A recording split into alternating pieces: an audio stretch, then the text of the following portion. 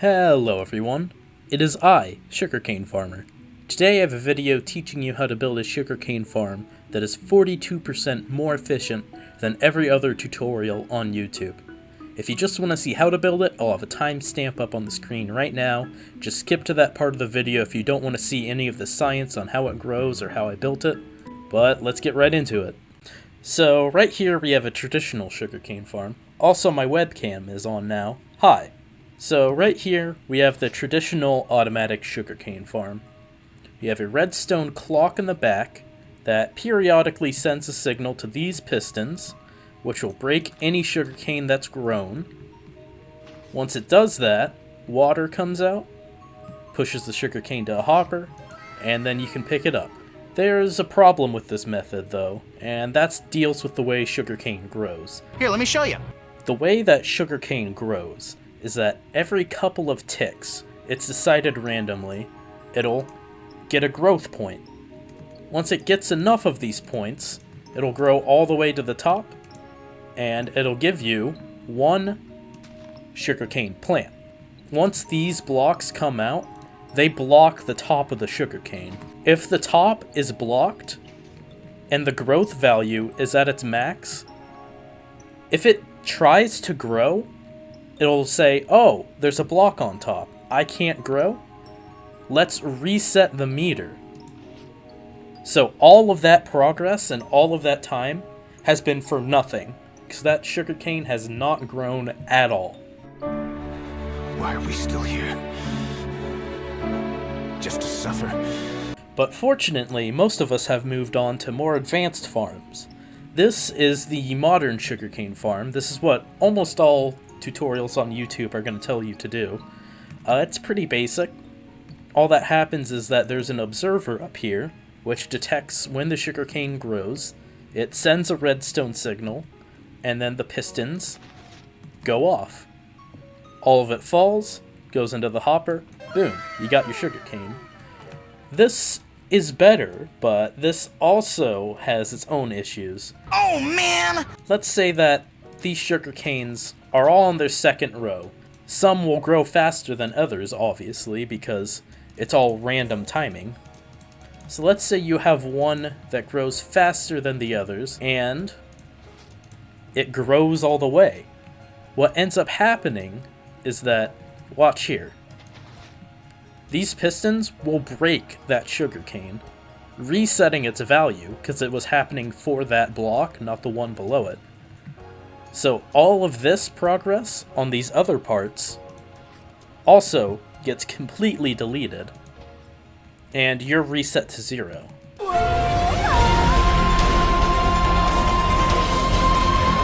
Another issue, these are pretty costly machines.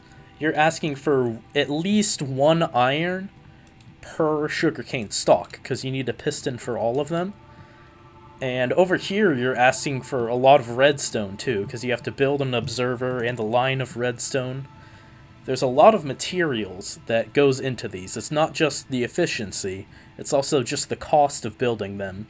Fortunately, I found a way around that. Right here is my test farm.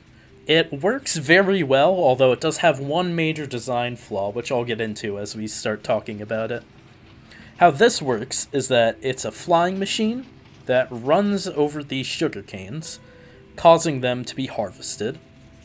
And then that heads down, and as you can see, there's hoppers in minecarts just on a track going in a loop. It goes over these hoppers, and then you have your sugarcane. You also have to have these supports over here to launch the flying machine back and forth. And you don't really need these walls here, but they're nice to have, just to make sure none of the sugarcane gets lost. This machine, I'll say, is pretty good, but we could do better. One issue is that this typically covers up 6 to 8 blocks because of the pistons, which causes it to have the same issue as this machine over here, where the sugarcane will grow, see there's a block above it, and you'll lose out on a sugarcane. Another issue is that this machine is actually pretty broken, because if a sugarcane grows behind it while it's moving, which can happen, There. Sometimes it's very chance based. It's tick perfect or frame perfect, I'm pretty sure. But what ends up happening is that the machine sort of collapses in on itself, and it's not really sustainable because it'll end up burning itself out. That's why I built what I like to call the Evolved Farm, or sometimes just the Evo Farm for short. This one is basically the same thing, but it has an improvement in the way that there's cobblestone blocks on the bottom of the slime blocks, and the whole flying machine is raised up an entire block. So now, sugarcanes won't randomly stop the observers here, and you only have 2 blocks of coverage at a time, which you might be wondering, is that much more efficient? Do you really need to do that? Was that necessary? What's wrong with you? Let me show you the data. I think you'll be surprised at how much better it is. So here's my data. Let me walk you through it before you get confused. Over here we have the 4 farms, and just here's the columns for them. Iron per stalk, that's the cost of iron per stalk of sugarcane. Redstone per stalk, same thing, but with redstone. And hourly yield per stalk. This is how much sugarcane each stalk produces in an hour. I measured this by running it for an hour, so I divided the number of sugarcanes gained by the number of stalks, and that got our hourly yield per stalk.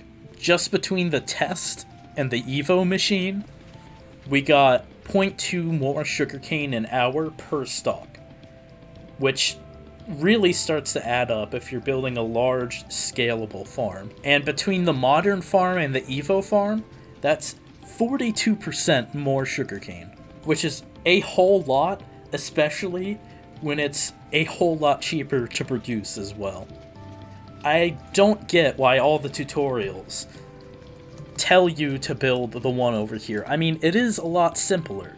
Yes, I'll give them that. And maybe no one's thought of this, but surely someone has thought of this before. It's Minecraft. There's no stone unturned.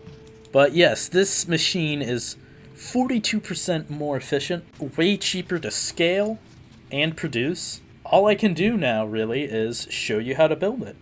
Here's all the materials you'll need for a farm 32 blocks in length. You can make it whatever size you want, but I just chose 32 just for simplicity's sake. Here's step 1, which is laying down the tracks. So for this step, you're gonna start by digging 2 blocks down, and we're gonna do this for 32 blocks.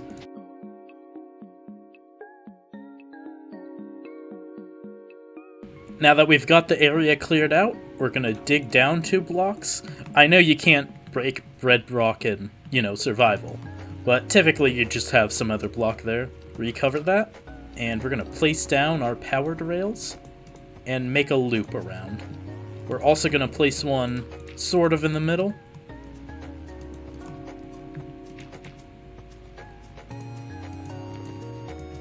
And place one down here as well.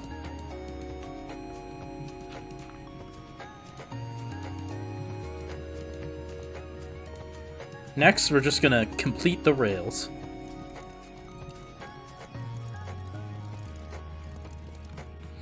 Alright, now that we have that done, we're gonna go down to around where our second rails are. You can really put this anywhere, but this is just where I like to typically put it. And we're gonna place down a couple of hoppers.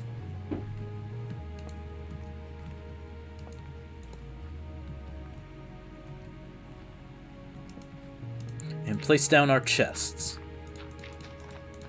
Next, we're gonna put down 2 trapdoors here. This will come in handy later. And 2 right here. And cover up our hoppers. And place down our minecart with the hopper. You can also place down 2 if it's a particularly large farm, but 1 will do for our needs. Up next, we're building the landing platform, so we'll need all of these materials for that. First, we'll start by going 2 blocks out from the rails, so 1, 2, and placing a furnace 3 blocks tall. After that, we'll want to place a piston one block below and behind the furnace. Then we'll want to put a piece of dirt down, send it to here, and build a simple redstone clock.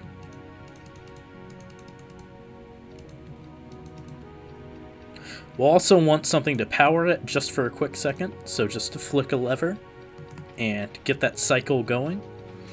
Next, we'll want to dig down 2 right here and 1 right here.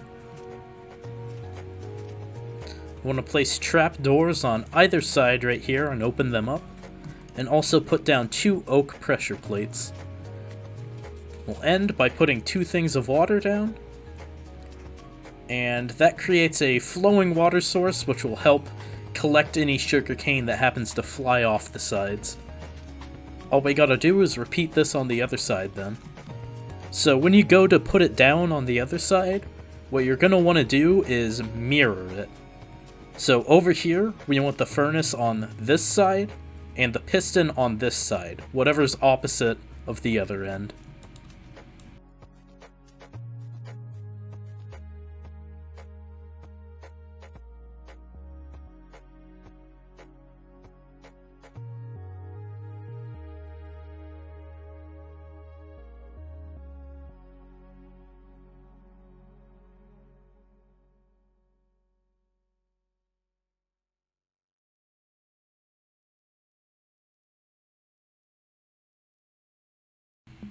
Alright, now that that's taken care of, let's put our resources back.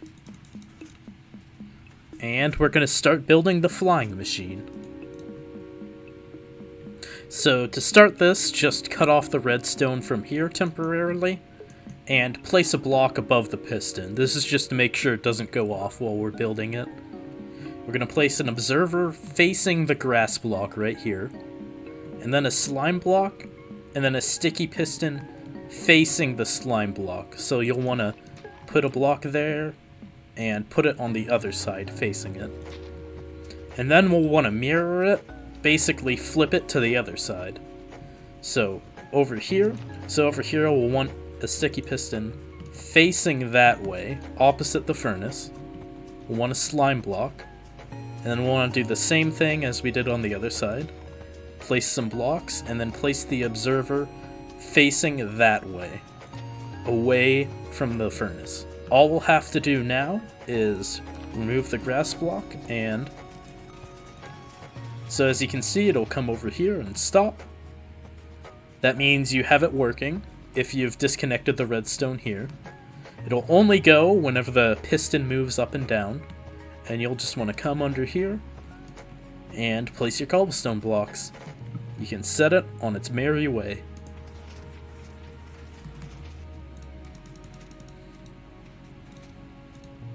Alright, now here's the main thing. We just gotta set down our sugarcane and recover our rails.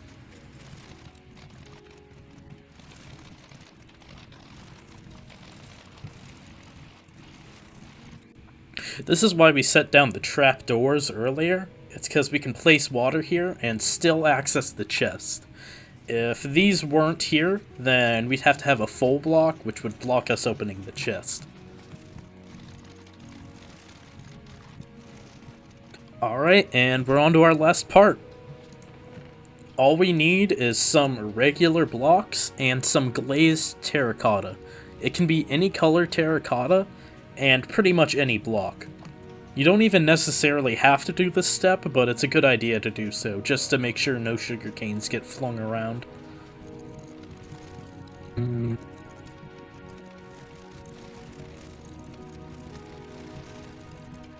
The reason we're using glazed terracotta is because slime blocks can't drag it along.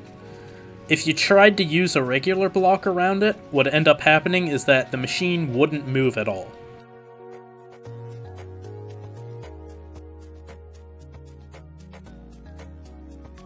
So yep, there we have it.